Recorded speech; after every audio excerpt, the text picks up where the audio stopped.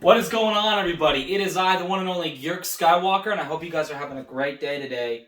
And today, we're going to talk about the Book of Boba Fett, Episode 1. We're going to break it down. I'm going to give you my thoughts, and I'm going to give you my final review of this episode at the end. But what a great way to finish off 2021 for Star Wars with the opening to this new series. I hope it goes on for a few more seasons, because I actually really, again, we have to see where it goes first, because again, if they go too far into the sequels or they cuck Boba Fett, I'm not going to be interested in continuing to watch. Now, before I go into the breakdown, I just want to say this real quickly. On Friday, I will be making an update video of when certain content is coming, because some of it is going to be pushed back to like a year or two from now, and that's just because I have to save money right now for the future. I have other things that I have to put into perspective. I just bought a PlayStation 5 and a Series S. I'm going to be upgrading my computer a little bit this summer. I'm going to be getting some other things that are important to me for my Star Wars collection. So those things take also family too. That's another thing too, is family time, work, balance, my I guess religion you can call it. I call it my faith in my God. That's very important to me as well, and you know, spending time in church and spending time, you know, with my Bible study.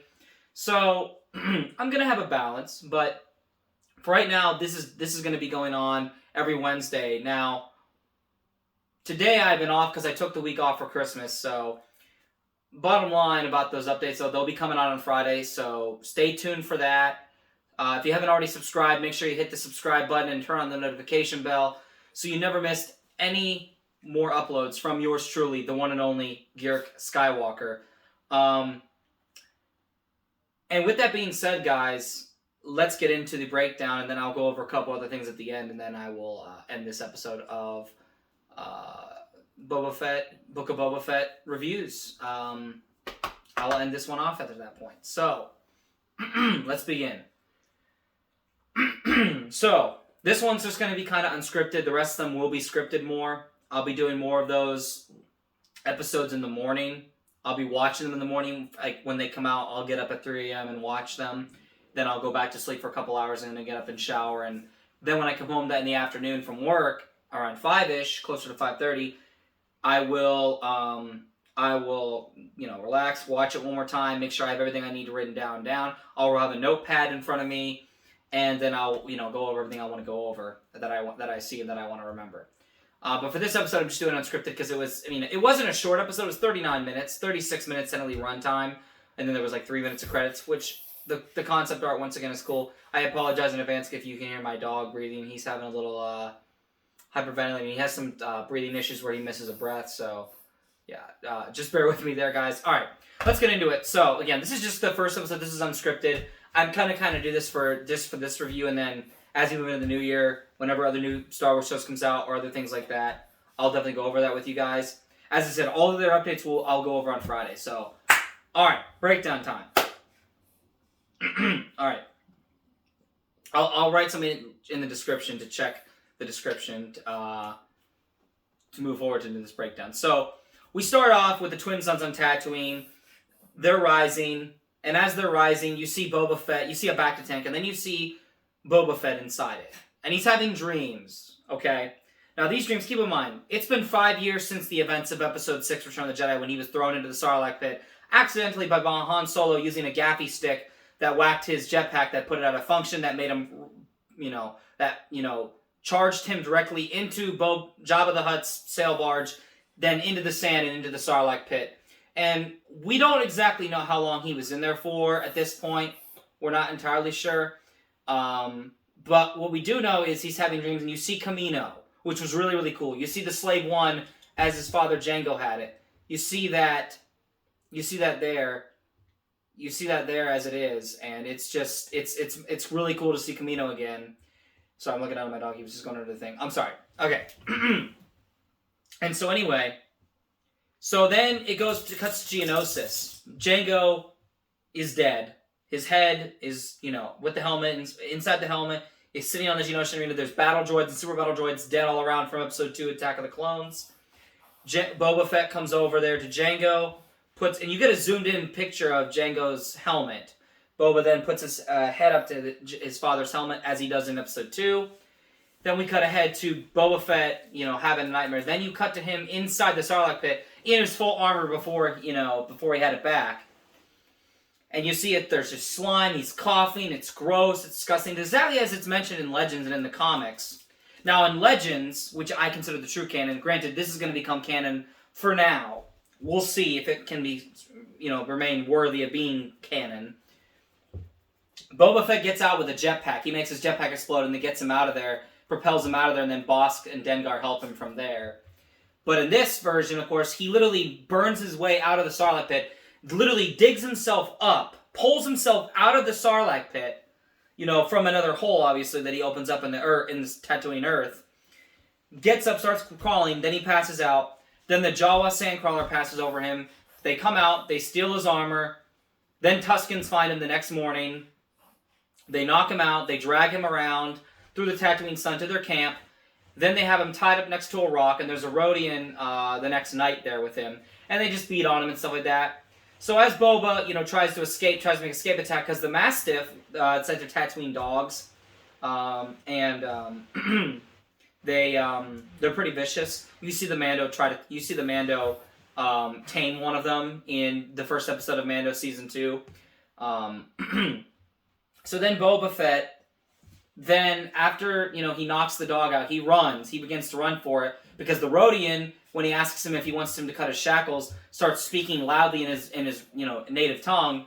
And then the Tuskens start running out. Boba cuts his bonds off. He runs. The Mastiff wakes up and attacks him, knocks him down. Then he has a fight with the Tusken, what I can assume is their Tusken war chief. They're kind of like the Native Americans, or just like the natives, barbarians of Tatooine. And he fights him, he loses, he gets knocked out again. Then Fennec Shan wakes him up and says, "Wake up, boss. It's time to pay. It's time for the I don't know if there's that word, but people are here to pay tribute to you." So then this guy that looks like Pondo Baba, who's the guy that pushes Luke around in A New Hope. It's his species, and it's the guy who Ben Kenobi cuts his arm off in the cantina in A New Hope. It's part of Pondo Baba's species. He has like the giant butt cheek, tarantula-like, musk teeth-like things right here. I don't know exactly what they're called, but anyway, so he's part of the species, and Boba Fett's like, "Thank you for your tribute." And then Boba's like, we have to get a protocol droid. So then they do get a protocol droid. His name is D8D, and he calls in the mayor of Mos Espa, and it's actually one of his secretaries, I guess, if you would call it. It's like a major domo, if you will. And he basically tells Boba that, no, the mayor's not going to accept you. You're going to pay us. And Fennec's like, yeah, they want you to pay him. And Boba's like, what? I'm the crime lord. He's supposed to pay me. So then Boba Fett's like, well, this isn't going to work out. And then the guy said, yeah, you'll need to pay us. And then Fennec goes, well, just so you know, if you had talked like this to Jabba, you would have been fed to his menagerie, which I can only assume could mean a handful of things. Could mean the Rancor, could mean the Sarlacc pit, could mean other monsters that he may have had at one point or time before Return of the Jedi. We don't really know. And we might find out, but we won't know at this point. So he leaves and he says, you'll probably get a delegation from us in the near future. He screws off. And then they bring forth two of the Gamorrean guards that served under Jabba, as well as Bib Fortuna before Boba Fett killed him. Before Boba Fett killed Bib Fortuna at the end of Mando Season 2 at the end credits scene. Because now Star Wars is Marvel. Just a little bit. And Boba's like, I want to spare you. You served both your bosses faithfully and you were loyal to them. Would you be loyal to me if I spared you? And then they bent their knees and then they gave their allegiance to Boba. They go out to Mos Espa. He doesn't use a leader, which is basically a version of like what a king would, be carried in on, if you will. And they go to a certain cantina, and it kind of gives you the vibe. It's like a Mos Eisley cantina slash, what's that freaking planet called from The Last Jedi? Canto Bight. Gosh, that place is trash. Canto Bight. It's like a hybrid between Mos Eisley cantina and the casinos on Canto Bight. It's a hybrid of that, kind of. And they meet with a woman named Garcia Flip. Now, she is a Twi'lek female, and she's one of the Twi'lek females that's very beautiful, has very tan skin, and we saw her in the first trailer for the Book of Boba Fett when they finally did a trailer all the way back in, like, I think it was like October, like the end of October. And Boba just makes it very short. He's like, yeah, we're here to talk business. And she goes, okay, I didn't see your leader. And he goes, like, I don't need a leader. I walk on 2 feet. So you see Boba Fett being, who he is. He's just very blunt. He's a man who works for his own self. He doesn't need people to treat him like he's a noble. He doesn't want to be useless. He just wants to be like everyone else, but have the power and respect that he believes he has deserved. And honest to God, he does deserve in some ways, in many different ways. He's gonna be all right there. Yeah, and again, guys, this is just off scripted. This is just unscripted. It doesn't really matter. Do not. Hey, look at me. Don't be doing that. Again, I don't really care, guys. This is just the first episode. So then, as they're leaving the place, all right, you're gonna drive me nuts, buddy. You can't do that. No, you can't. You can't be doing that. It doesn't matter. It's the first episode. The next episode obviously will be a lot more professional, but I'm just doing something a little bit more laid back this time around, kind of just unscripted, if you will. So as they go along, he lets them know that I've replaced Bib Fortuna. She says, okay, well, we're thankful that you're here. This place is yours to be at whenever you like.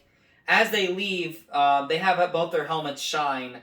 Both Boba and Fennec had their helmets shine because Fennec mentions earlier you should be on a leader and you should accept their ways. And Boba then, whenever they ask Fennec for her helmet, she goes, "No, I don't want you to shine it." And Boba goes, "Yeah, you can shine both their helmets." And he's like, "Hey, you said we gotta accept their ways, so I'm just saying."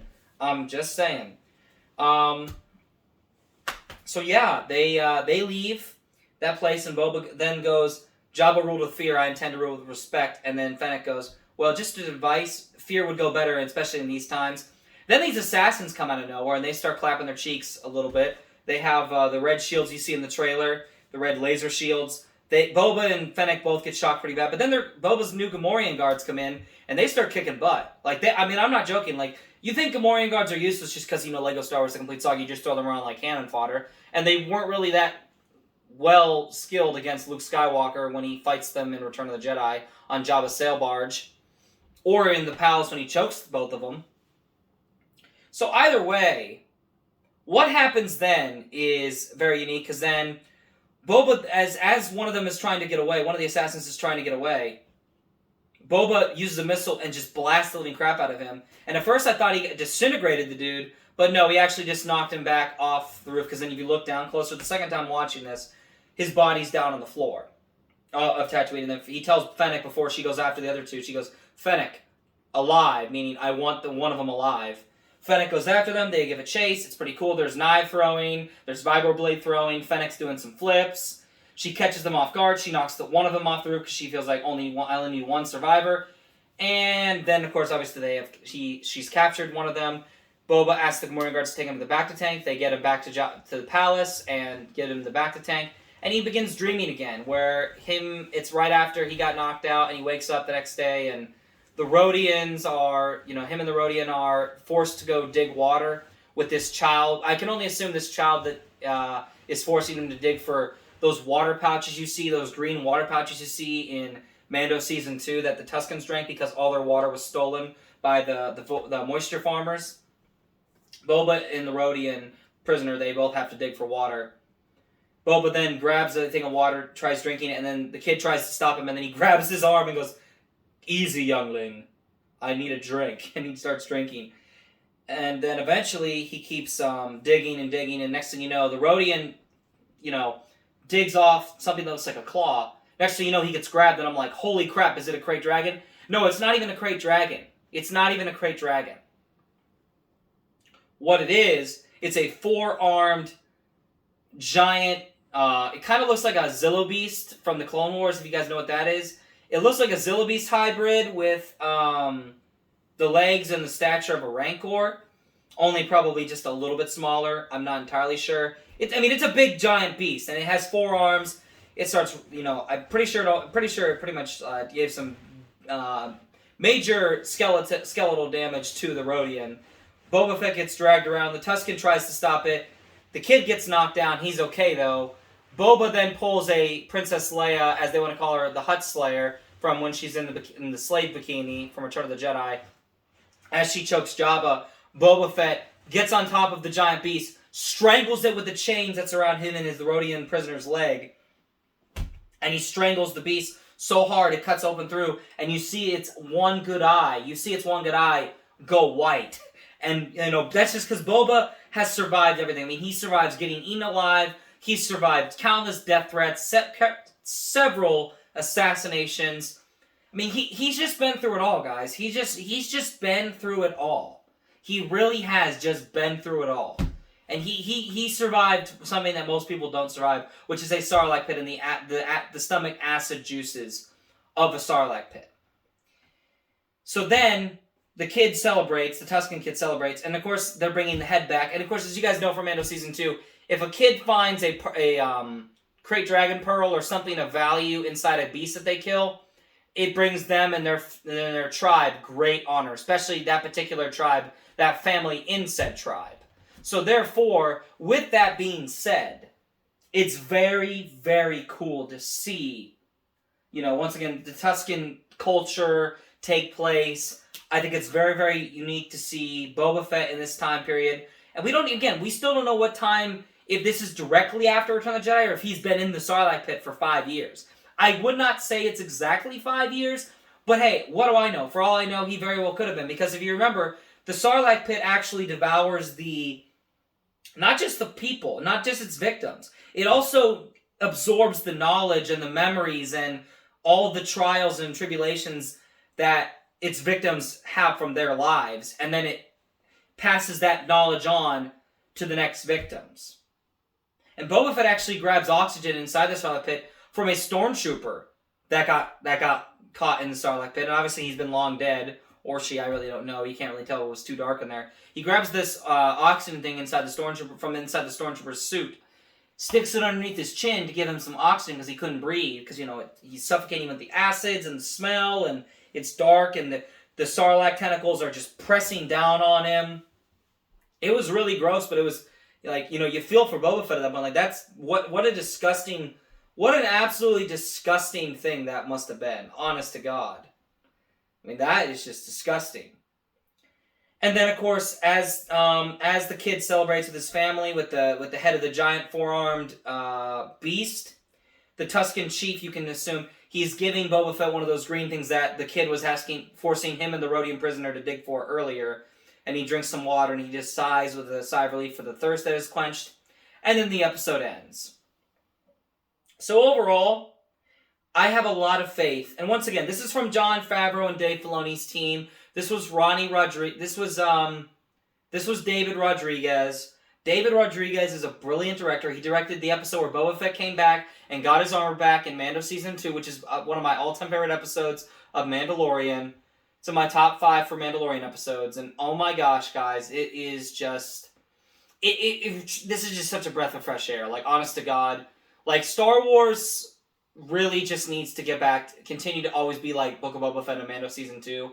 It needs to tell stories. You need to tell stories, Disney. Don't worry about identity politics. If you want to do that in the comics, you shouldn't do it in the comics. If you want to do that at your theme parks, if you want to do that in another medium, you go right the frick ahead.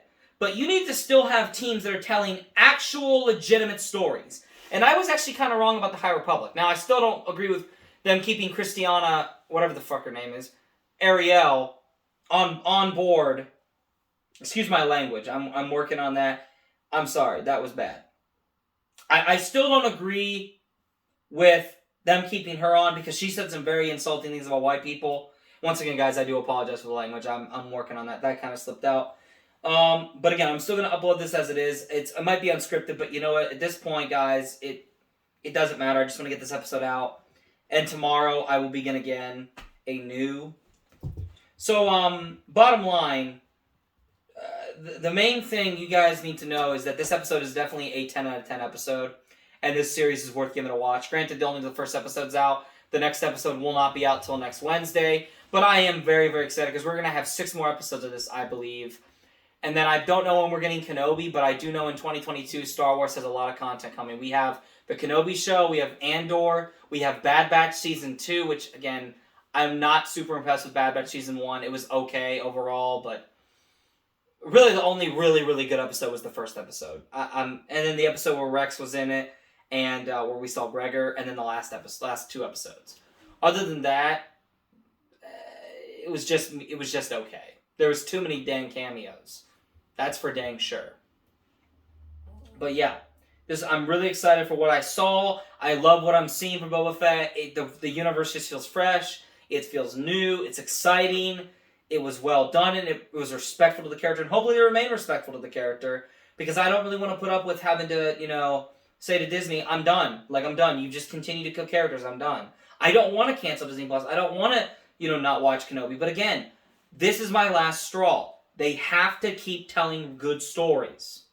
I am tired of being told that I am a bad person because of my skin color, or my sexual orientation, or my belief in God and Jesus Christ. I'm so freaking sick of it.